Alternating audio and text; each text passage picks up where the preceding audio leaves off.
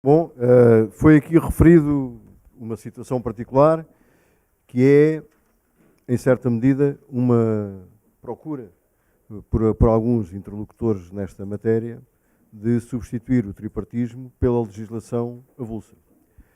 Isto sabemos e temos sentido isso nesta legislatura, mas também temos todos consciência de que no dia em que a legislação substituir o tripartismo, aquilo que hoje pode ser favorável, amanhã poderá ser desfavorável, porque substituir a negociação por legislação, periodicamente, e sabemos todos nós que as leis são relativamente fáceis de fazer, seria fácil tudo aquilo que se negociasse, que se legislasse hoje sobre direitos dos trabalhadores, num futuro mais ou menos próximo, a retirar e fazer inverter e fazer recuar e andarmos de novo para trás ou de novo para a frente e, portanto, aqui haveria uma instabilidade determinante.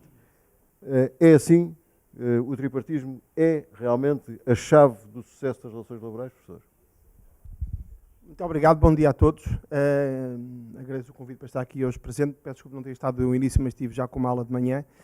O Rui disse agora que as leis são fáceis de fazer.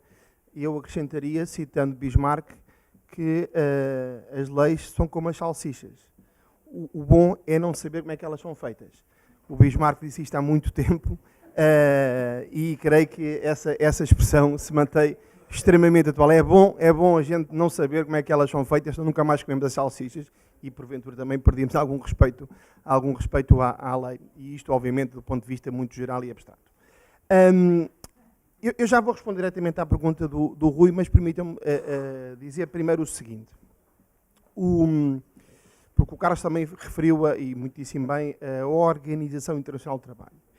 Eu creio que um dos grandes problemas que se coloca no cotidiano, portanto, digamos assim, no tripartismo em ação, na ação do dia-a-dia relativamente ao tripartismo e depois na sua concretização em sede de concertação social e de negociação coletiva,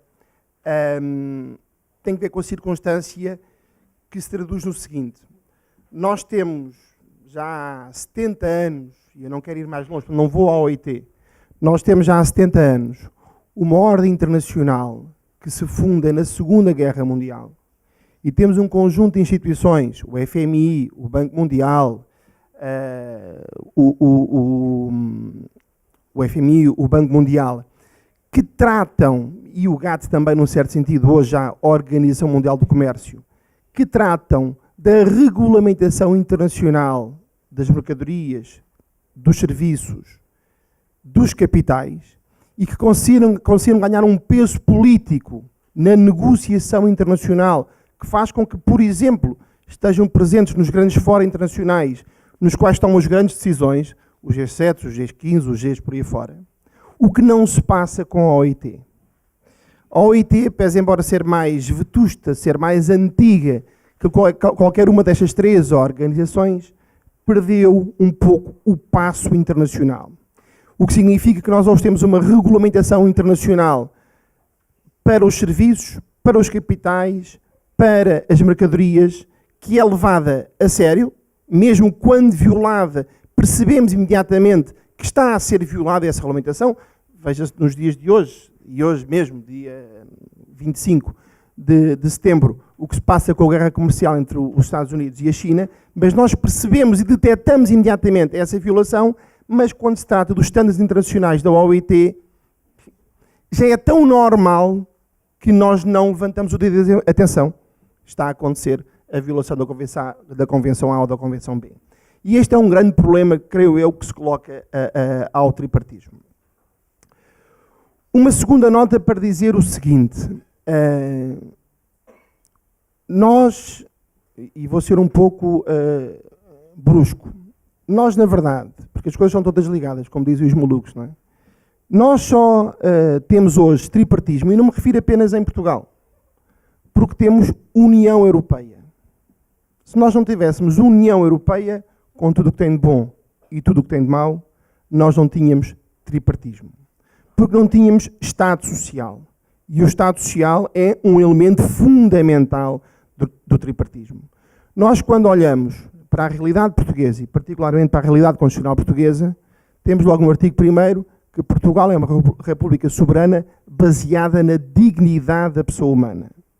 Mas, se folhearmos a Constituição lá mais para diante, também encontramos referências expressas às lógicas do tripartismo. Desde logo, a previsão concreta do Conselho Económico e Social, dentro do qual, e eu voltarei a este tema, está a Comissão Permanente de Concertação Social. Ora, se no mesmo texto nós encontramos referências ao Conselho Económico Social, se encontramos referências ao diálogo social e a um princípio de dignidade da pessoa humana, então o diálogo social está subordinado ao princípio, também ele, da dignidade da pessoa humana. Não é apenas o Estado, na sua intervenção política e na sua intervenção legislativa, que está subordinado à dignidade da pessoa humana e, desde logo, à dignidade da pessoa do trabalhador, também o diálogo social deve essa obediência muito concreta e muito direta.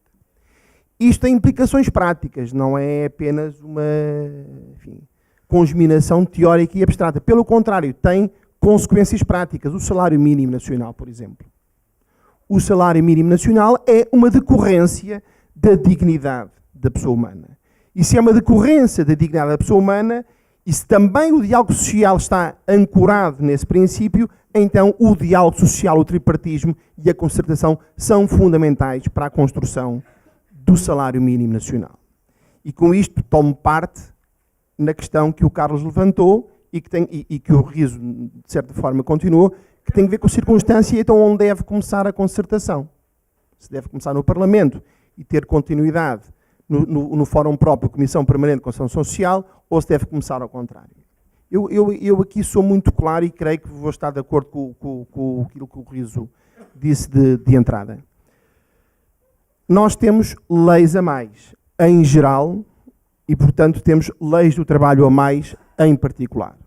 O nosso Código do Trabalho e a nossa legislação laboral, em particular, regulamenta demasiado as relações de trabalho, deixando pouco espaço para a negociação e para a concertação. E este ponto de partida, que é um ponto de partida, num certo sentido, relativamente cómodo para todos, também convenhamos. Quando nós temos as balizas mais definidas, sabemos construir melhor o nosso argumentário. Quando temos as balizas mais largas, menos definidas, temos mais trabalho a construir uma agenda para a negociação.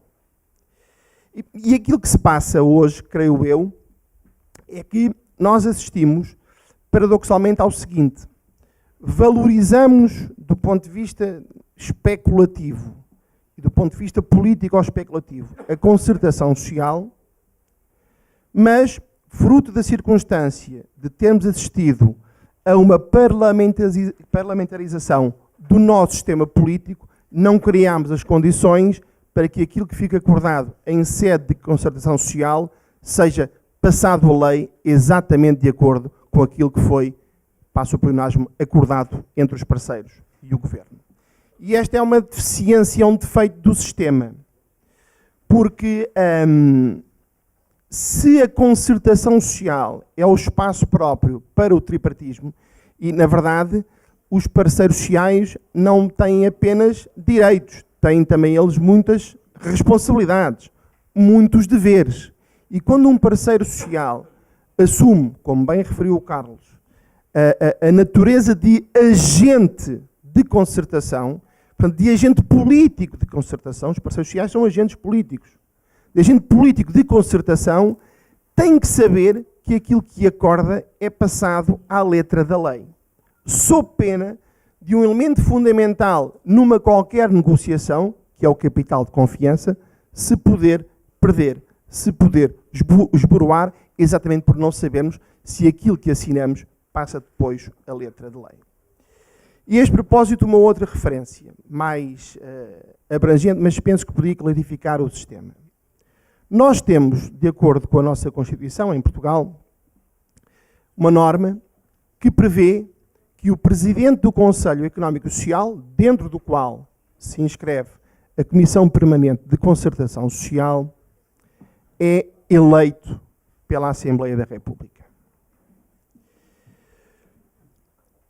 E o meu ponto é o seguinte: se é eleito pela Assembleia da República, e se o governo, isto não é este governo, é um qualquer governo e uma qualquer Assembleia. Aliás, eu escrevi isto, tinha outro governo e outra Assembleia, não tem nada a ver com isto.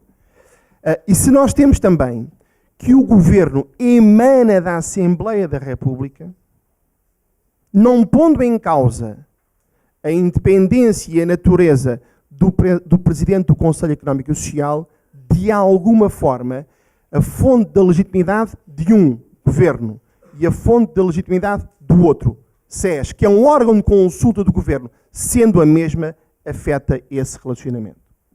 E nós assistimos, agora sim, mais recentemente, a uma concretização prática deste problema com a eleição do atual Presidente do Conselho Económico e Social, que foi alvo de uma disputa político-partidária. E isso é o pior que pode acontecer na base do edifício, que é o edifício do tripartismo. Portanto, aquilo que eu entendo é que,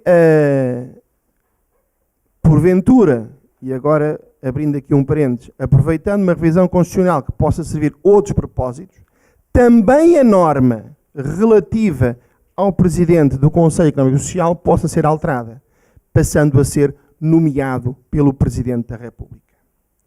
Como acontece, aliás, com outros órgãos.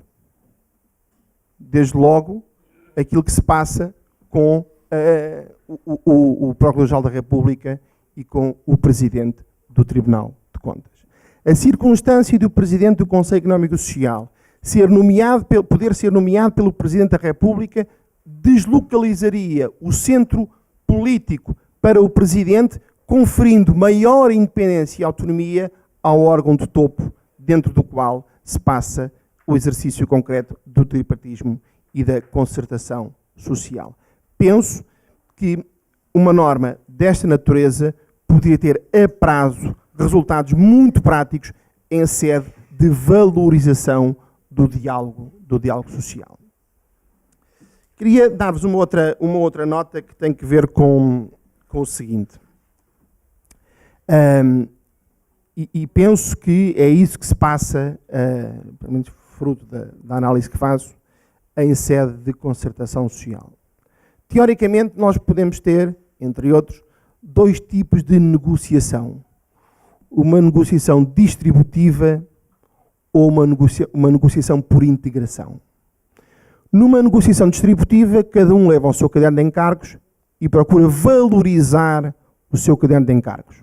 E se achar que essa valorização foi ao ponto de poder merecer a sua assinatura, assina. Mas não há construção de nada de novo.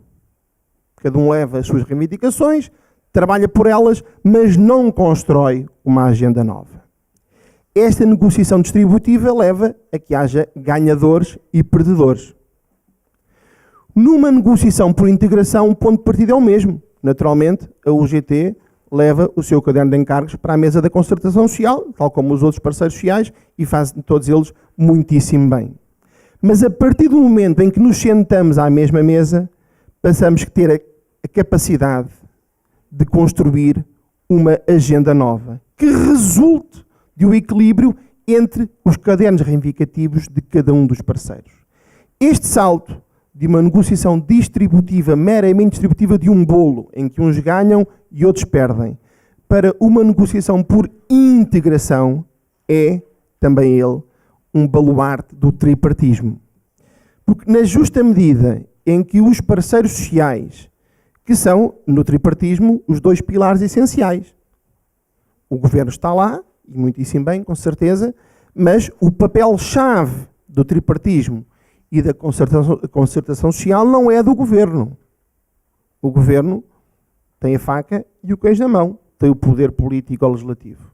A chave está na capacidade que os próprios parceiros sociais tenham, uns mais, outros menos, de construir uma agenda nova a partir das suas reivindicações. E terminando, não sei, Rui, depois teremos algum debate, mas terminando dizendo o seguinte. Os poderes, digamos assim, o poder político, não é o poder governativo, é o poder político, é normalmente conservador. Porque o principal objetivo de quem está no poder é manter o poder, é conservar o poder. O que significa que, na verdade, temas novos, agendas novas, preocupações novas e soluções novas nunca vêm de dentro, vêm sempre de fora. E julgo que os parceiros sociais, e em particular os parceiros sindicais, e em particularíssimo a UGT, têm aqui uma responsabilidade enorme. Porque, na verdade, e eu creio que já disse isto aqui numa outra intervenção há uns meses atrás, porque, na verdade, há um conjunto de vasto de problemas que têm que ver com a nova tipologia das relações laborais que estão a passar ao largo. Estão a passar ao largo das conversas do cotidiano. Eu não vi, como disse, a parte inicial do seminário, mas o Carlos referiu questões relacionadas com a indústria 4.0. A União Europeia já discute a personalidade jurídica ou informática do robô no espaço laboral. Não sei se sabiam disto. A personalidade jurídica ou informática do robô num espaço de trabalho.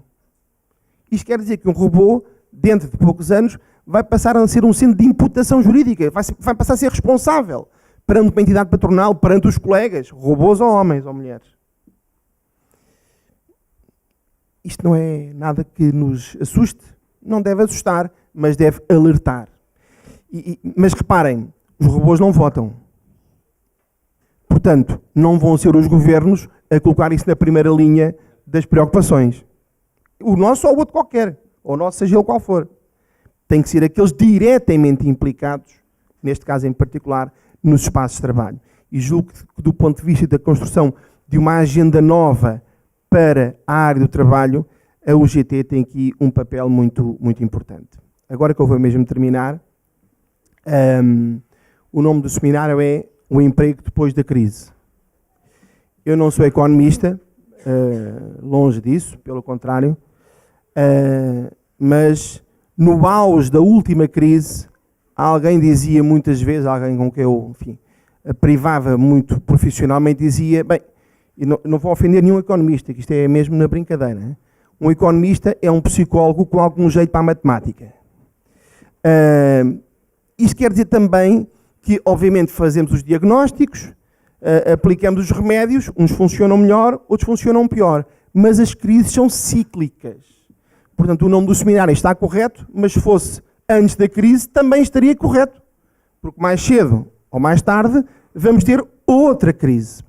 E é exatamente nesta lógica contracíclica que eu penso que o tripartismo também tem que trabalhar, com equilíbrio, moderação e bom senso, percebendo que não é, e é esse nitidamente o caso da UGT, percebendo que não é de uma só vez que conquistamos todos os ganhos de causa, porque isso pode pôr em causa, passo o plenasmo, exatamente o adquirido anterior, mas que é paulatinamente e percebendo que nas relações de trabalho, e em geral na economia, há momentos em que todos perdem. Não há apenas uns que perdem e outros que ganham. Há momentos em que todos perdem. A questão é que quando a economia começa a recuperar, há uns que recuperam muito mais depressa do que outros. E os trabalhadores são os outros. E, portanto, é neste equilíbrio que eu penso que todos devemos trabalhar e também dizer que, agora em sede da revisão da nossa lei laboral, que está no Parlamento, que as senhoras e os senhores deputados também tenham isto em consideração. Que não fiquem apenas a olhar para o nome do nosso seminário, o emprego depois da crise, mas percebam que as alterações à legislação laboral não são como os impostos sobre as mais-valias, em que a taxa sobe e no dia seguinte o dinheiro já pinga no Ministério das Finanças. As alterações à legislação laboral demoram algum tempo a produzir os seus efeitos. O que significa práticos na economia e no mercado de trabalho. O que significa que, por muita virtude que possam ter hoje, por muita bondade que possam ter hoje, no momento em que produzem os seus efeitos, a realidade concreta já pode ser outra. E, portanto, aquilo que era para ser uma boa medida, transformou-se numa medida que não traduz os resultados que se esperava à partida. Muito obrigado.